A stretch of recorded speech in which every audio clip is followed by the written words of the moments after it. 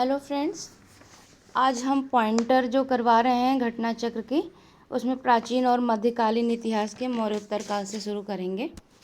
तो आइए देखते हैं। स्ट्रेटो सेकंड, स्ट्रेटो फर्स्ट, ड्रेमेटियस तथा मेनांडर में से वह हिंदी यवन शासक जिसने शीशे के सिक्के जारी किए थे, तो वह कौन था? स्ट्रेटो सेकंड या स्ट्रेटो द्वितीय। बिंबिसार, गौतम बुद्ध, मिलिंद तथा प्रसेनजीत में से वह एक जो अन्य तीनों के समसामयिक नहीं था, वह कौन है? मिलिंद। काव्य शैली का प्राचीनतम नमूना कहाँ मिलता है? काठियावाड़ के रुद्रदामन अभिलेख में। रुद्रदामन प्रथम की विभिन्न उपलब्धियां किसमें वर्णित हैं? तो जूनागढ़ के अभिलेख में। कभी कभी पूछ सकता है कि जूनागढ़ अभिलेख किससे संबंधित है? तो रुद्रदामन प्रथम से। बिना बेगार के सुदर्शन झील का जीर्णोद्धार किसने करवाया था? रुद्रदामन प्रथम ने। और इसका भी प्रमाण कहाँ से मिलता है? जूनागढ़ के अभिलेख से। उत्तरी तथा उत्तरी पश्चिमी भारत में सर्वाधिक संख्या में तांबे के सिक्के किसने जारी किए थे? कुषाणों ने। प्राचीन भारत में नियमित रूप से सोने के सिक्के किसने चलाए? कुषाणों ने। भीम, कैडफिश, कनिष्क, नहपाड़ एवं बुद्धगुप्त में से जिसके सिक्कों पर बुद्ध का अंकन हुआ है, वह कौन है? कनिष्क है।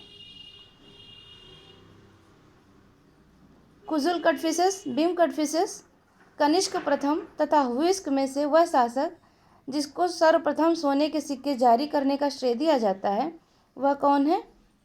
भीम कैटफिसेस। भीम कैटफिसेस। नेक्स्ट है भीम कैटफिसेस, कुजुल कटफिसेस, कनिष्क तथा हर्मवीज में से वह जिसने भारत में स्वर्ण सिक्कों का प्रचलन नियमित उपयोग के लिए कर दिया था, वह कौन है? भीम कैटफिसेस। योधेय सिक्कों पर किसका अंकन मिलता है? कार्तिकेय का। योधेय पर किसका अंकन है? कार्तिकेय का। कनिष्क के सारनाथ बौद्ध प्रतिमा जो अभिलेख है, उसकी तिथि क्या है? 81 तिथि, 81, 81 ईस्वी सन है। और कुषाण शासक कनिष्क का राज्याभिषेक कब हुआ है? 78 ईस्वी सन में। शक संवत प्रारंभ कब हुआ? 78 ईसा में। और विक्रम संवत और शक संवत में कितने वर्षों का अंतर है? 135 वर्ष का। विक्रम संवत का प्रारंभ हुआ था 57 वर्ष ईसा पूर्व। कनिष्क के समकालीन कौन थे? तो अश्वघोष और वसुमित्र। अश्वघोष, चरक, नागार्जुन तथा पतंजलि में से वह जो कनिष्क के दरबार से संबद्ध नहीं था, वह कौन है? पतंजलि। कौन है? पतंजलि। अश्वघोष, पार्श्व, वसुमित्र तथा विशाखदत्त में से वह जो कनिष्क के प्रथम दरबार में नहीं रह गया था, जो कनिष्क प्रथम के दरबार में नहीं था, वह कौन था? विशाखदत्त। विशाखा नहीं, विशाखदत्त। श्रावस्ती, कौशाम्बी, पाटलिपुत्र तथा चंपा नगरों में से कनिष्क के रबतक अभिलेख का उल्लेख नहीं है, श्रावस्ती का। किसका नहीं उल्लेख है? श्रावस्ती का। यहाँ से एक बात और जानिए कि जो रबतक अभिलेख है वह किससे संबंधित है? कनिष्क से संबंधित है। ठीक है, ये पूछा गया है, रबतक तो खूब पूछा गया है। तक्षशिला विश्वविद्यालय में शिक्षा किसने प्राप्त की? तो चरक और जीवक ने। शुंग वंश के बाद भारत पर राज किसने किया है? कण्व वंश ने। पुष्यमित्र शुंग, खारवेल, गौतमीपुत्र सातकर्णी, वासुदेव एवं समुद्रगुप्त में से वह शासक जो वर्ण व्यवस्था का रक्षक कहा जाता है, वह कौन है? गौतमीपुत्र सातकर्णी। मौर्यों के बाद दक्षिण भारत में सबसे प्रभावशाली राज्य किसका था? सातवाहनों का। सिमुक संस्थापक था सातवाहन वंश का। चीनी जनरल जिसने कनिष्क को हराया? पांचाऊ। गुप्त वंश, मौर्य वंश तथा कुषाण वंश में से वह वंश जिसके साम्राज्य की सीमाएं भारतीय उपमहाद्वीप के बाहर तक फैली थी, तो कुषाण वंश। बाल विवाह की प्रथा कब आरंभ हुई थी? कुषाण काल से। कब आरंभ हुई है? कुषाण काल से। कला की गांधार शैली कब फली फूली है? कुषाणों के ही समय। अब एक तरफ राजवंश है और एक तरफ सिक्के की धातुएं हैं। तो कुषाण स्वर्ण और ताम्र, गुप्त स्वर्ण एवं रजत, सातवाहन सीसा एवं पोटीन, कलचुरी स्वर्ण, रजत और ताम्र। ये जो सातवाहन का सीसा और पोटीन है, ये इम्पोर्टेंट है। अफगानिस्तान का बामियान प्रसिद्ध था किसके लिए? बुद्ध प्रतिमा के लिए। जो कला शैली भारतीय और यूनानी की आकृति का सम्मिश्रण है उसे क्या कहते हैं? गांधार। वह मूर्तिकला जिसमें सदैव हरित स्तरित चट्टान या शिस्ट का प्रयोग के माध्यम के रूप में प्रयोग होता है, उन्हें क्या कहा गया है? कौन सी कला? गांधार मूर्तिकला। प्राचीन भारत में भारत पर आक्रमणों के संबंध में सही काल का क्रम क्या है? यूनानी शक कुषाण। पहले यूनानी आए हैं, फिर शक आए हैं, फिर कुषाण आए हैं। पहला ईरानी शासक जिसने भारत में कुछ भाग को अपने अधीन किया था कौन था? डेरियस प्रथम। चालुक्य, पल्लव, राष्ट्रकूट तथा सातवाहन राजवंशों में सबसे पुराना राजवंश कौन सा है? सातवाहनों का। सबसे पुराना वंश सातवाहन। आंध्र सातवाहन राजाओं की सबसे लंबी सूची किस में मिलती है? मत्स्य पुराण में। किस में मिलती है? मत्स्य पुराण में। इंपॉर्टेंट है ये।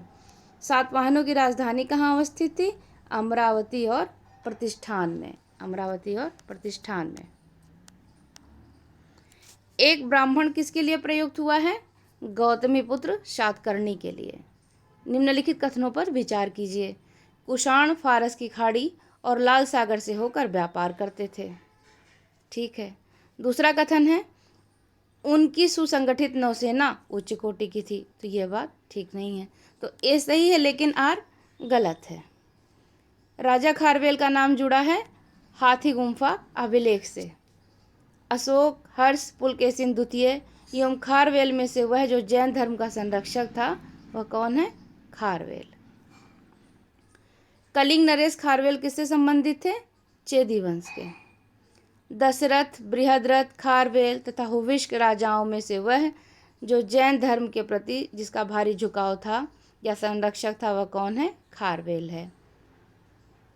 पूर्वी रोमन शासक जस्टिनियन का सर्वाधिक महत्वपूर्ण योगदान विधि में था।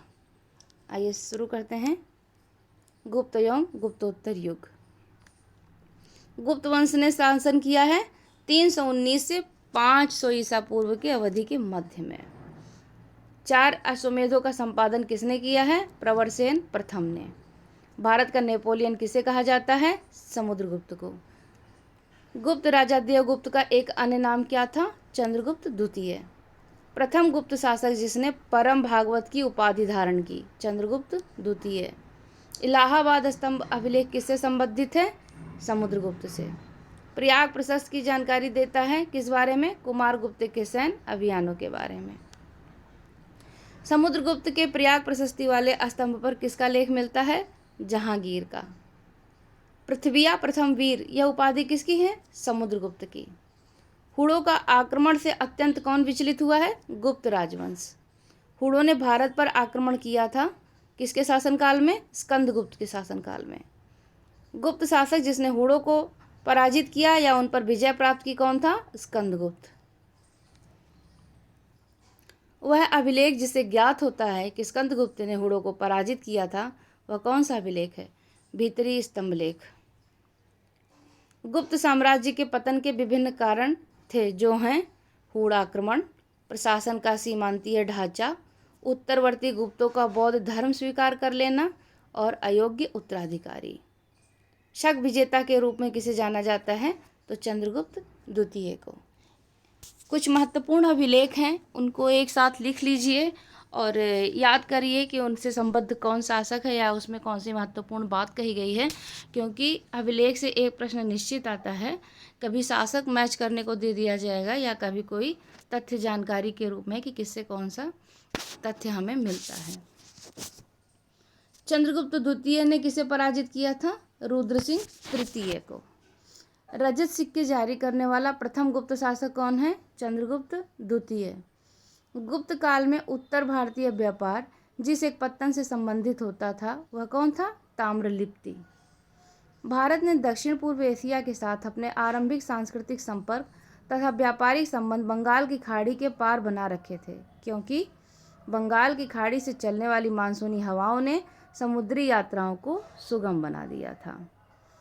प्राचीन भारत में देश की अर्थव्यवस्था में अत्यंत महत्वपूर्ण भूमिका निभाने वाली श्रेणी संगठन के संदर्भ में सत्य कथन है। श्रेणी ही वेतन, काम करने के नियमों, मानकों और कीमतों को सुनिश्चित करती थी। श्रेणी का अपने सदस्यों पर न्यायिक अधिकार होता था। किस प्रकार का अधिकार था? न्यायिक अधिकार था। गुप्त काल में गुजरात, बंगाल, दक्कन एवं तमिल राष्ट्र में स्थित केंद्र किससे संबंधित थे? वस्त्र उत्पादन से संबंधित थे। गुप्त काल में अपनी आयुर्विज्ञान विषयक रचना के लिए किसे जाना जाता है? सुश्रुत को। धन्वंतरि, भास्कराचार्य, चरक तथा सुश्रुत में से प्राचीन भारत के आयुर्वेद शास्त्र से कौन संबद्ध नहीं है? तो भास्कराचार्य। प्राचीन कालीन भारत में हुई वैज्ञानिक प्रगति के संदर्भ में सत्य कथन हैं। प्रथम शती ईस्वी में विभिन्न प्रकार के विशिष्ट शल्य औजारों का उपयोग आम था। 5वीं शती ईस्वी में कोण के ज्यामितीय सिद्धांत ज्ञात था और 7वीं शती ईस्वी के चक्रीय चतुर्भुज का भी सिद्धांत ज्ञात था। चंद्रगुप्त के 9 रत्नों में से फलित ज्योतिष से कौन संबंधित था? छपड़क। कालिदास जिसके शासनकाल में थे वह कौन था? चंद्रगुप्त द्वितीय। गुप्तकालीन स्वर्ण मुद्रा कौन सी है? दीनार। और गुप्तकालीन रजत मुद्राओं को क्या नाम दिया जाता था? रूपक। तो दीनार कैसी है? स्वर्ण मुद्रा है और रूपक चांदी की है। वह शासक जिसने सर्वप्रथम सिक्के जारी किए थे तो कौन है? चंद्रगुप्त प्रथम। गुप्त काल में लिखित संस्कृत नाटकों में स्त्री और शूद्र प्राकृत बोलते थे। सती प्रथा का प्रथम अभिलेखीय साक्ष्य कहाँ से मिला है? एरन से। गुप्त संवत की स्थापना की थी चंद्रगुप्त प्रथम ने। यहाँ पर सम्राट दिया है और ये विरुद्ध या उपाधियां हैं। जैसे अशोक की क्या है? प्रियदर्शनी। समुद्रगुप्त की परक्रमांक। चंद्रगुप्त द्वितीय का विक्रमादित्य और स्कंदगुप्त का क्रमादित्य। अशोक का प्रियदर्शनी, समुद्रगुप्त का परक्रमांक, चंद्रगुप्त द्वितीय का विक्रमादित्य और स्कंदगुप्त का क्रमादित्य। इसे लिख लीजिए और लिख के याद जरूर कीजिए, या जैसे भी हो एक दोस्त से दूसरे से पूछ करके याद करिए, ग्रुप में पूछिए, क्योंकि परीक्षा में एक भी सवाल अगर मिस होता है तो कहीं ना कहीं बड़ा नुकसान उठाना पड़ता है। नगरों का क्रमिक पतन एक महत्वपूर्ण विशेषता थी किसकी? गुप्त काल की। मंदिरों एवं ब्राह्मणों को सबसे अधिक ग्राम अनुदान में किसने दिया? गुप्त वंशों ने। प्राचीन भारत में वह वंश जिसका शासनकाल स्वर्ण युग कहा जाता है वह कौन है? गुप्त है। गुप्त युग में भूमि राजस्व की दर क्या थी? उपज का 6ठा भाग। हिंदू विधि द्वारा मान्य कर कौन सा था? उपज का 6ठा भाग।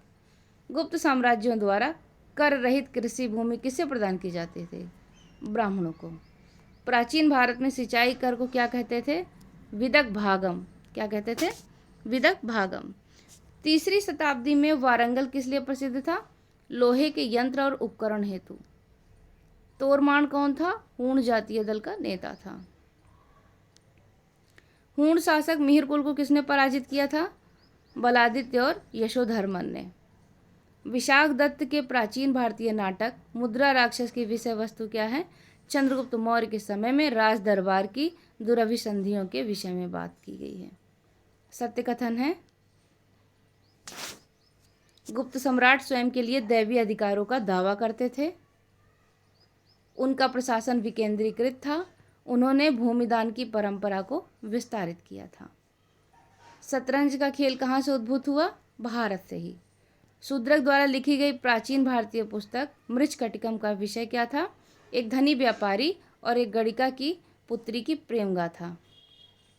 जब पुस्तकें मिले तो उनको भी देख लिया करिए। जैसे मृच्छकटिकम है तो इसको किसने लिखा है? शूद्रक द्वारा। किस विषय पर है? प्रेम कथा है। किसके बीच में? एक धनी व्यापारी और एक गणिका की पुत्री की। प्राचीन सांख्य दर्शन के महत्वपूर्ण योगदान के लिए किसे जाना जाता है? कपिल को। किसे जाना जाता है? कपिल को। भारत में दार्शनिक विचार के इतिहास के संबंध में सांख्य संप्रदाय से संबंधित कथन कौन सा है जो सत्य है? सांख्य की मान्यता है कि आत्मज्ञान ही मोक्ष की ओर ले जाता है, ना कि कोई बाह्य प्रभाव अथवा कारक। योग दर्शन के प्रतिपादक कौन है? पतंजलि। अनुस्मृति, प्रत्याहार, ध्यान तथा धारणा में से वह जो अष्टांग योग का अंश नहीं है वह कौन है? अनुस्मृति। कौन नहीं है? अनुस्मृति। महाभाष्य के लेखक पतंजलि किसके समसामयिक थे? पुष्यमित्र शुंग के। नव्य न्याय संप्रदाय के संस्थापक कौन थे? गंगेश। जब तक जीवित रहो सुख से जीवित रहो, चाहे इसके लिए ऋण ही लेना पड़े, क्योंकि शरीर के भस्मीभूत हो जाने पर पुनरागमन नहीं हो सकता। पुनर्जन्म का निषेध करने वाली यह युक्ति किसकी है? यह उक्ति है चारवाकों की। वैशेषिक दर्शन के प्रवर्तक कौन थे? कणाद। न्याय दर्शन के प्रवर्तक कौन है? गौतम। वैशेषिक के कणाद। मीमांसा के प्रणेता जैमिनी। और कर्म का सिद्धांत किससे संबंधित है? मीमांसा से। सांख्य, वैशेषिक, मीमांसा, न्याय तथा योग में से वह दर्शन जिसका मत है कि वेद शाश्वत सत्य हैं कौन है? मीमांसा। मीमांसा और वेदांत, न्याय और वैशेषिक, लोकायत और कापालिक तथा सांख्य और योग युग्मों में से वह एक जो भारतीय षड्दर्शन का भाग नहीं है तो वह है लोकायत और कापालिक। अद्वैत दर्शन के संस्थापक कौन है? शंकराचार्य। ज्ञान, कर्म, भक्ति तथा योग में से अद्वैत वेदांत के अनुसार मुक्ति प्राप्त की जा सकती है ज्ञान द्वारा। शंकराचार्य, अभिनवगुप्त, रामानुज तथा माधव में से वेदांत दर्शन के साथ संबद्ध नहीं हैं तो कौन है? अभिनवगुप्त। एक तरफ संवत्सर है और एक तरफ उनकी गणना अवधि दी गई है। जैसे विक्रम संवत्सर कब है? 58 ईसा पूर्व। शक संवत्सर कब तक है? कब से है? 78 ईस्वी। गुप्त संवत्सर 320 ईस्वी। कली संवत्सर 3102 ईसा पूर्व। फिर से वही सत्य कथन है। विक्रम संवत 58 ईसा पूर्व से आरंभ हुआ। शक संवत सन 78 ईसा पूर्व से, गलत यहाँ है, ईस्वी से आरंभ हुआ। गुप्त काल सन 319 से आरंभ हुआ। भारत में मुसलमान शासन का युग 1192 से शुरू हुआ। ये उस समय सवाल आया हुआ होगा, ऐसे इसलिए दे दिया गया है। पॉइंटर में देखिए वही बातें लिखी गई हैं जो कि सवाल में पूछे जा चुके हैं। प्रश्न पहले आए हैं उन्हीं को इसमें एक तरीके से वन लाइनर में संकलित किया गया है, इसलिए इनका रिवीजन बहुत ज़रूरी है। पुलकेशिन द्वितीय को बादामी शिलालेख शक वर्ष 465 का दिनांकित है। यदि इसे विक्रम संवत में दिनांकित करना हो तो वर्ष कितना होगा? 601 अथवा 600। ये अब तो फिलहाल नहीं पूछेगा। एक चालुक्य अभिलेख के तिथि अंकन में शक संवत का वर्ष 556 दिया है तो यह किसके तुल्य होगा? 634 ईस्वी। पुराणों के अनुसार चंद्रवंशीय शासकों का मूल स्थान कौन सा है? प्रतिष्ठानपुर। मौखरी शासक की राजधानी कौन सी है? कन्नौज। हरिसेन, कल्हड़ एवं कालिदास में से वह जिसकी पुस्तकों में हर्ष के समय की सूचनाएं निहित हैं वह है कल्हड़। हर्षचरित किसने लिखा है? बाणभट्ट ने। हर्षचरित किसकी रचना है? बाणभट्ट की। हर्ष के साम्राज्य की राजधानी कहाँ थी? कन्नौज। सम्राट हर्ष ने अपनी राजधानी थानेश्वर स्थानांतरित की थी कन्नौज।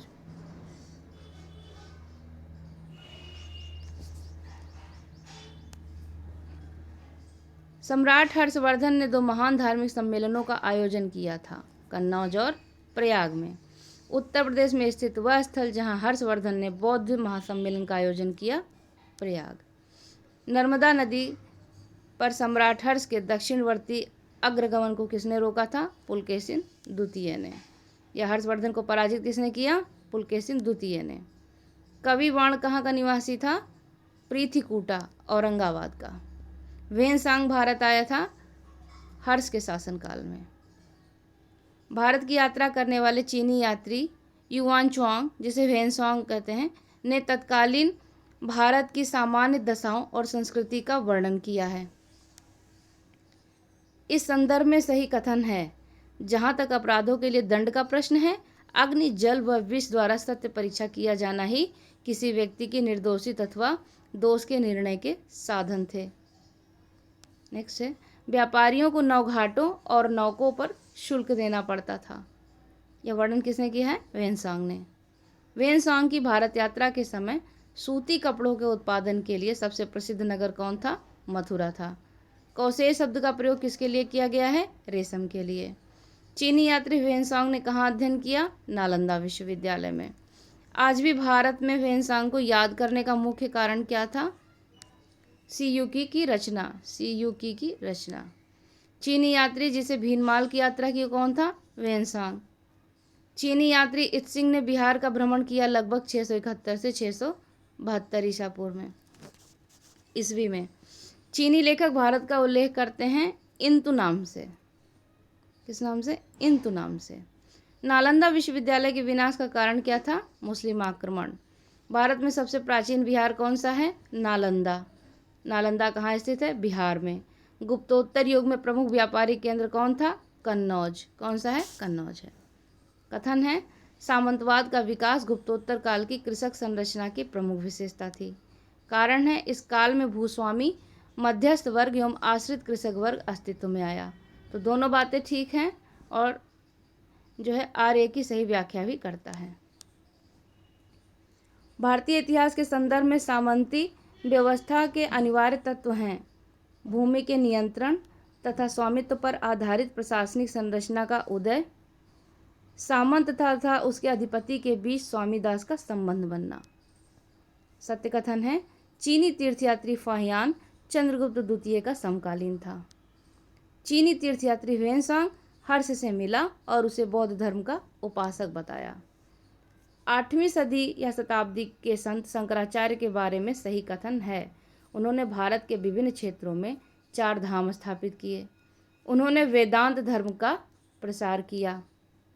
उन्होंने बौद्ध तथा जैन धर्म के विस्तार पर रोक लगाई। आदि शंकर जो बाद में शंकराचार्य बने, उनका जन्म कहाँ हुआ है? केरल में हुआ था। आदि शंकराचार्य द्वारा स्थापित 4 मठ कहाँ कहाँ स्थित हैं? जोशीमठ, द्वारका, पुरी और श्रृंगेरी में। जोशीमठ, द्वारका, पुरी और श्रृंगेरी। सुमेलित करना है। रवि कीर्ति पुलकेशिन द्वितीय, भवभूति कन्नौज के यशोवर्मन, हरिशेन समुद्रगुप्त, दंडी नरसिंह वर्मन।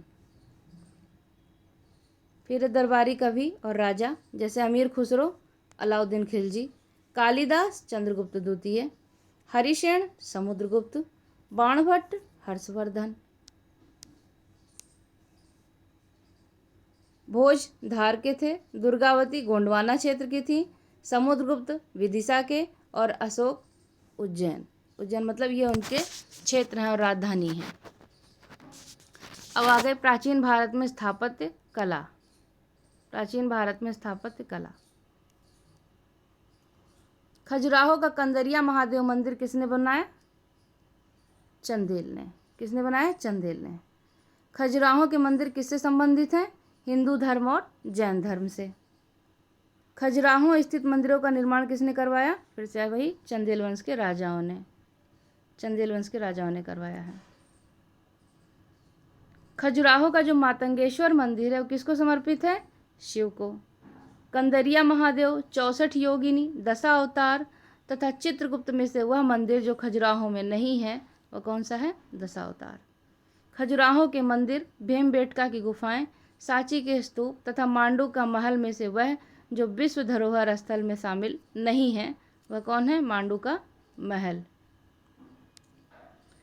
भितरगांव ग्वालियर का तेली मंदिर, कंदरिया महादेव मंदिर तथा ओसिया मंदिर में से वह जिसका शिखर द्रविड़ शैली का बना हुआ है वह कौन सा है? ग्वालियर का तेली मंदिर। 100 से अधिक बौद्ध गुफाएं कहाँ हैं? कन्हेरी में। आबू का जैन मंदिर किससे बना है? संगमरमर से बना है। भावनगर, माउंट आबू, नासिक तथा उज्जैन नगरों में से वह जिसके निकट पालिताना मंदिर अवस्थित है वह कौन है? भावनगर, गुजरात। एलिफेंटा की गुफाएं मुख्यतः इस धर्म के मतावलंबियों के उपयोग के लिए काटकर बनाई गई थीं। तो शैव एवं बौद्ध। एलिफेंटा के प्रसिद्ध शैल को काट के बनाए गए मंदिरों का श्रेय मंदिरों के जो श्रेय का निर्माण किसे जाता है? राष्ट्रकूटों को। अजंता, भाजा, एलिफेंटा तथा एलोरा में से त्रिमूर्ति के लिए कौन विख्यात है? एलिफेंटा। प्राचीन भारत में गुप्त काल से संबंधित गुफा चित्रांकन के केवल 2 उदाहरण उपलब्ध हैं। इनमें से एक अजंता की गुफाओं में किया गया चित्रांकन है। गुप्त काल के चित्रांकन का दूसरा अवशिष्ट उपलब्ध है बाघ गुफाओं में। एलोरा के गुहा मंदिर संबंधित हैं हिंदू, बौद्ध और जैन से। एलोरा में गुफाएं और शैलकृत मंदिर हैं हिंदू, बौद्ध और जैन के। हिंदू, बौद्ध और जैन शैलकृत गुफाएं कहाँ पर विद्यमान हैं? एलोरा में ही। पश्चिमी भारत में प्राचीनतम शैलकृत गुफाएं कहाँ हैं? नासिक, एलोरा और अजंता में। एलिफेंटा, नालंदा, अजंता तथा खजुराहो में से बौद्ध गुफा मंदिरों के लिए प्रसिद्ध है अजंता। एलोरा गुफा का निर्माण किसने करवाया? राष्ट्रकूटों ने। शैलकृत स्थापत्य का आश्चर्य किसे माना जाता है? कैलाश मंदिर एलोरा को। किसे माना जाता है? कैलाश मंदिर एलोरा को। एलोरा के कैलाश मंदिर का निर्माण किसने किया? राष्ट्रकूट वंश के कृष्ण प्रथम ने। और राष्ट्रकूटों को किसका संरक्षण मिला था, या राष्ट्रकूटों ने किसे संरक्षित किया था? तो जैन धर्म को संरक्षित किया था।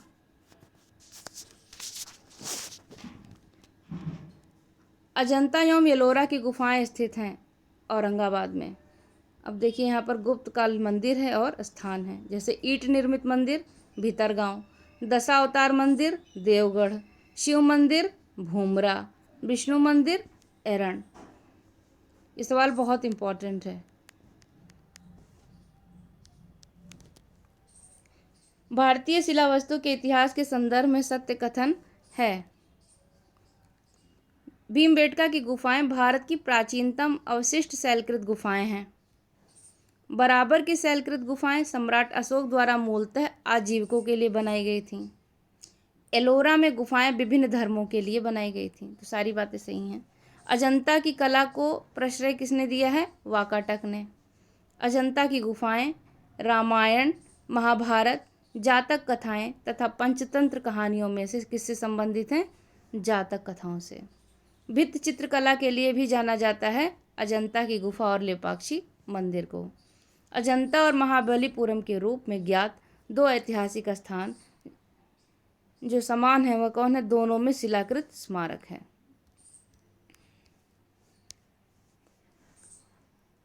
इसको सूची फर्स्ट से सूची सेकंड से मिलाना है। हम्पी कर्नाटक में, नागार्जुन कोंडा आंध्रा में, शिशुपालगढ़ उड़ीसा में और अरिकामेडु पांडिचेरी में। कोणार्क का सूर्य मंदिर किसने बनवाया था? नरसिंह देव बर्मन ने। काला पैगोडा के नाम से किसे जाना जाता है? कोणार्क के सूर्य मंदिर को। मोढेरा का सूर्य मंदिर कहाँ स्थित है?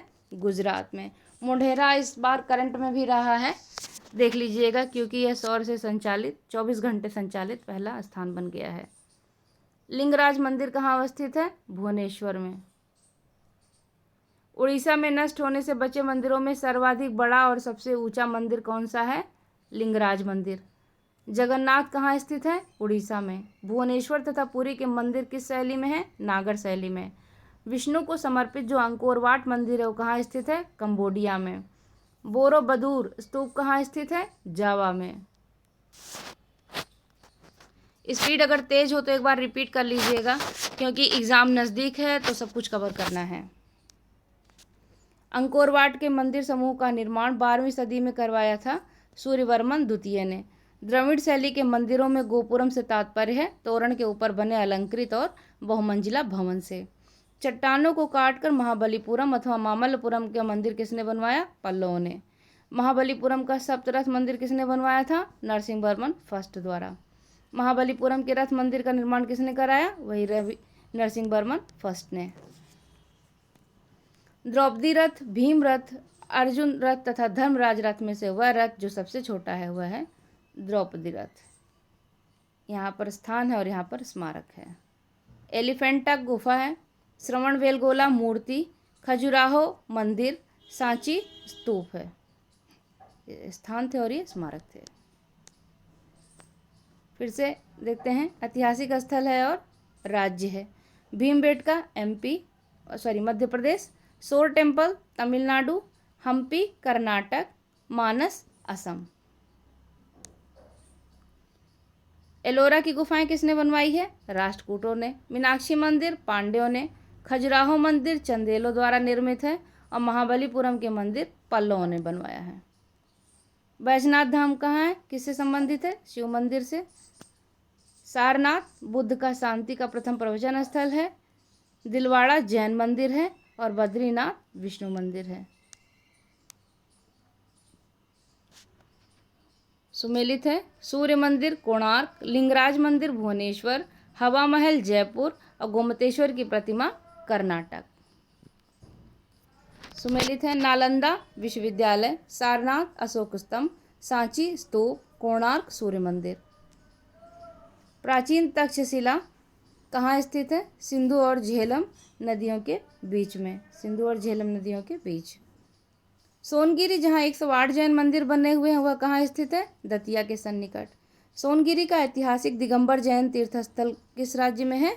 मध्य प्रदेश में। दिलवाड़ा के जैन मंदिर माउंट आबू में अरावली पर्वत पर है। प्रसिद्ध विरूपाक्ष मंदिर कहाँ अवस्थित है? हम्पी में।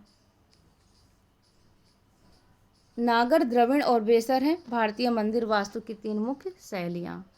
भारत के सांस्कृतिक इतिहास के संदर्भ में पंचायतन शब्द निर्दिष्ट करता है मंदिर रचना शैली में।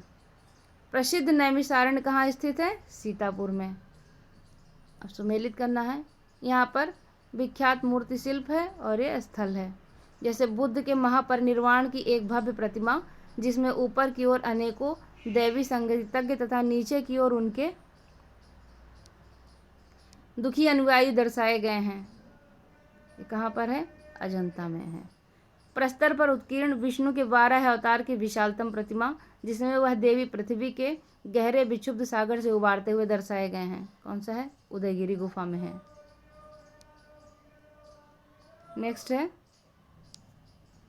विशाल गोलाश्मों का उत्कीर्ण अर्जुन की तपस्या या गंगा अवतरण। यह किसमें दिखाया गया?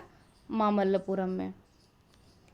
भारत की कला और पुरातात्विक इतिहास के संदर्भ में भुवनेश्वर स्थित लिंगराज मंदिर, धौली स्थित शैलकृत हाथी, महाबलीपुरम स्थित शैलकृत स्मारक तथा उदयगिरी स्थित वाराह मूर्ति में से वह जिसका सबसे पहले निर्माण किया गया तो वह है धौली स्थित शैलकृत हाथी।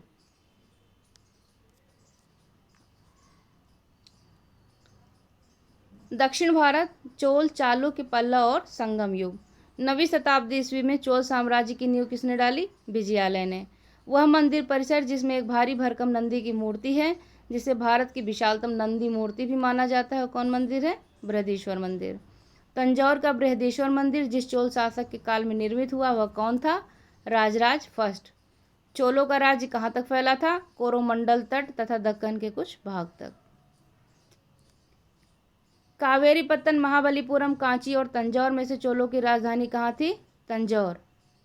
चोल प्रशासन की विशेषता क्या थी? ग्राम प्रशासन की स्वायत्तता, वेरी इंपॉर्टेंट। वह दक्षिण भारतीय राज्य जिसमें उत्तम ग्राम प्रशासन था, चोल। चोलों के अधीन ग्राम प्रशासन के बहुत से ब्यौरे जिन शिलालेखों से मिले हैं वह कौन सा है? उत्तर मेरुर। चोल शासकों के शासनकाल में उद्यान प्रशासन का कार्य कौन देखता था? टोट्टवरियम। अधिकारी दे देता है, उनका काल दे देता है या कभी कभी उनके कार्य पूछ लेता है।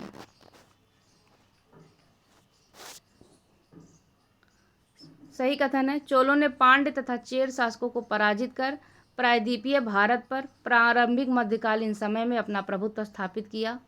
चोलों ने दक्षिण पूर्वी एशिया के शैलेंद्र साम्राज्य के विरुद्ध सैन्य चढ़ाई की तथा कुछ क्षेत्रों को जीता भी था।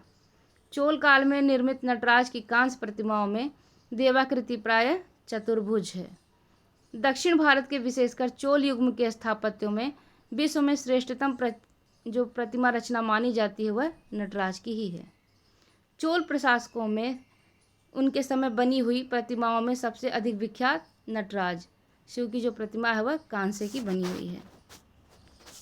शिव की जो दक्षिणामूर्ति प्रतिमा है वो प्रदर्शित करती है उन्हें शिक्षक के रूप में।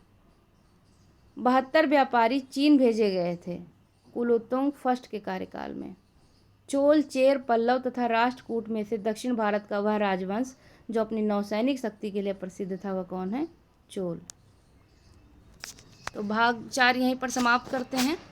इसके आगे जो भी होगा अगली श्रृंखला में हम देखेंगे। तब तक आप लोग पढ़ते रहिए, परीक्षा बहुत ही नज़दीक है।